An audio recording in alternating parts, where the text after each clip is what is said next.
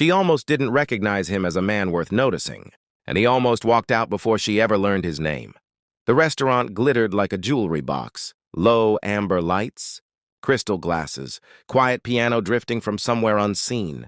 Outside, Chicago's winter wind pressed icy palms against the tall windows. Inside, warmth and wealth wrapped around every table. Ava Sinclair had built her empire in rooms like this.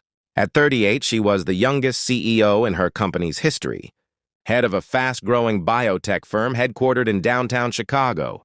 She had earned her place the hard way. Long nights, ruthless boardrooms, and 1,000 moments of proving she belonged. She didn't have patience for weakness or excuses, especially not tonight. Her assistant had arranged the blind date after months of Ava, brushing off suggestions that she needed a life. The man's name was Daniel. Reed, 41, consultant, single father. Single father. Ava had almost canceled when she heard that part. She checked her reflection in the back of her phone. Sleek black dress, hair perfectly pinned, lipstick sharp as a signature. Control. That was her armor. When Daniel walked in, she knew immediately this was a mistake. He wasn't sloppy. He wasn't inappropriate. He was simply ordinary. His navy blazer had clearly seen better days. His shoes were polished but worn at the edges. There was a faint crease between his brows that spoke of long nights and heavier responsibilities. He scanned the room with cautious eyes, spotted her, and smiled. It was a sincere smile. Ava didn't return it. "Daniel?" she asked coolly when he reached the table. "Yes, Ava, it's good to meet you." His voice was steady, warm. She shook his hand briefly and sat. Within minutes, she regretted not canceling. "So," she said, swirling her sparkling water, "what exactly do you consult on?" "Mostly operations. Efficiency systems. I help small businesses reorganize after they've scaled too quickly." "Small businesses?" She lifted a brow. "That must be fulfilling." He caught the edge in her tone, but didn't flinch. "It pays the bills. Is that enough for you?" "It has to be." She leaned back. "I run a multi-billion-dollar company. I deal with venture capital firms, global partnerships, FDA negotiations. I'm not sure we operate in the same world." There it was. The quiet humiliation. The invisible line she'd drawn between them. Daniel nodded once. "Maybe we don't." He didn't defend himself. He didn't try to impress her. He simply accepted it. For some reason, that irritated her more. "And you have a daughter?" she pressed. "Emma, she's 8. That must limit your flexibility." He looked at her then, not offended, not angry. Just thoughtful. "It shapes my priorities." Ava checked her watch. 15 minutes in, she could survive another 30. She ordered the most expensive wine on the menu. He declined alcohol. "Early morning?"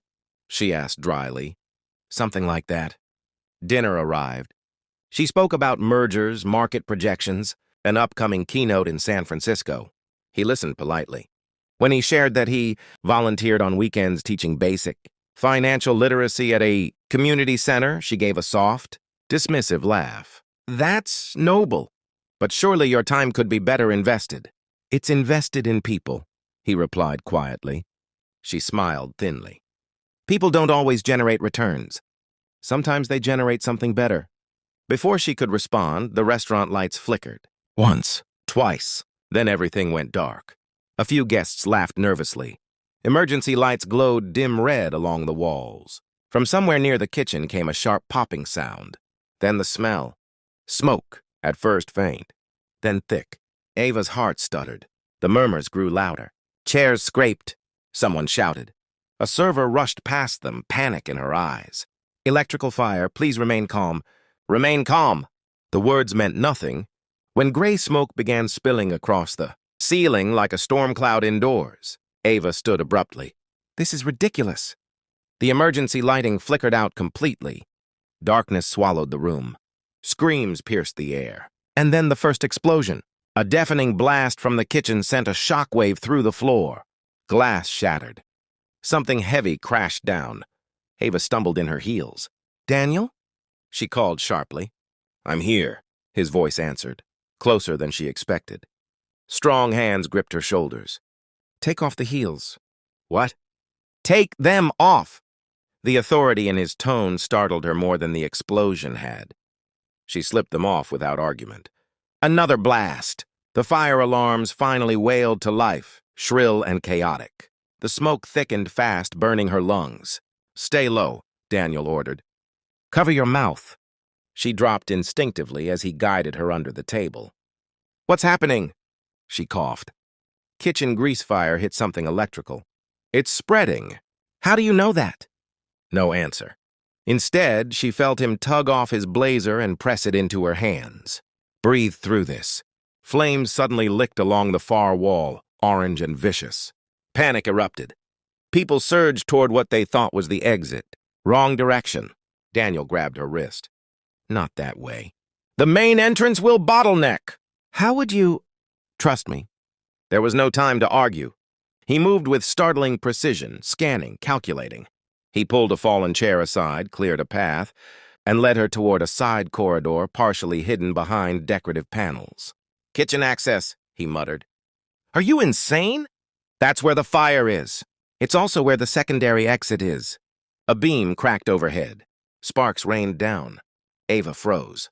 For the first time in years, she felt something she couldn't outthink, outmaneuver, or outbid. Fear. Real fear. Daniel turned back. "Ava, look at me." She did. His expression was calm, focused, completely different from the quiet man she had dismissed an hour earlier. "You're going to be okay, but you have to move now." The ceiling groaned again. He didn't wait for her reply. He pulled her forward. They ran low through smoke so thick she could barely see her own hands. Heat blistered her skin. Her chest burned. Then she tripped. A broken piece of paneling caught her ankle. She fell hard, pain shooting up her leg. "I can't," she gasped. Daniel dropped beside her instantly. "Ankle?" "I think so." He tested it quickly. "Sprain, not broken." "How do you know?" He met her eyes. "I was a paramedic for 12 years. The words hit harder than the explosions. "What?" "No time." Another blast rocked the building. The fire was spreading fast. He actually lifted her into his arms. "You're not strong enough," she started. He didn't answer. He carried her through heat and smoke like she weighed nothing. They reached the kitchen area.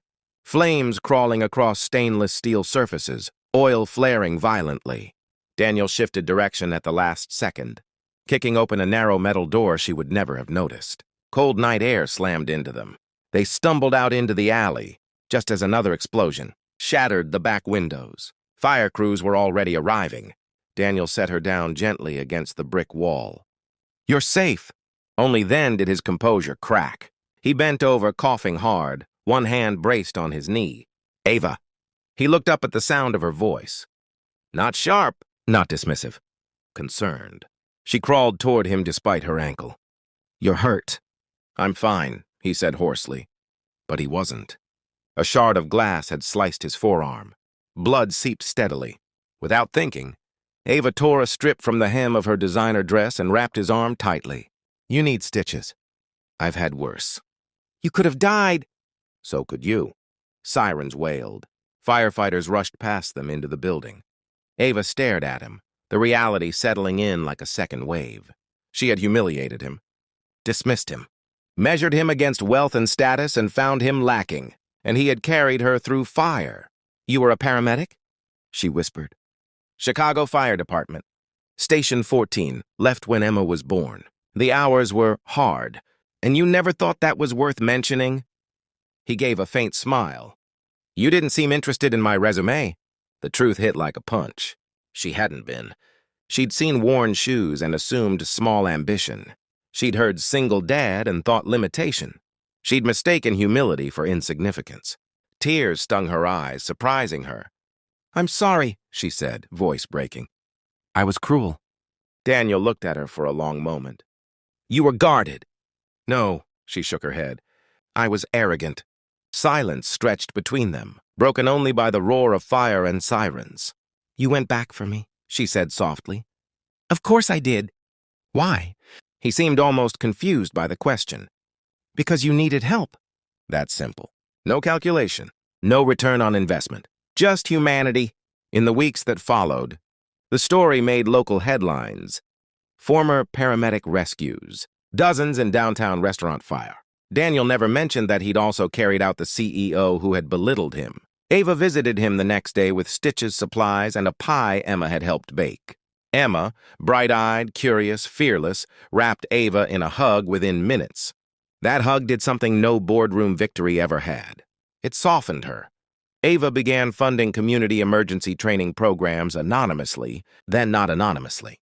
She invited Daniel to consult on safety systems for her company's buildings. He accepted, but only after making it clear he wasn't a charity case. They argued. They laughed. They learned each other. Ava discovered that strength didn't always arrive in polished packaging. Daniel discovered that behind her sharp edges was a woman who had fought too hard for her place to know how to be gentle.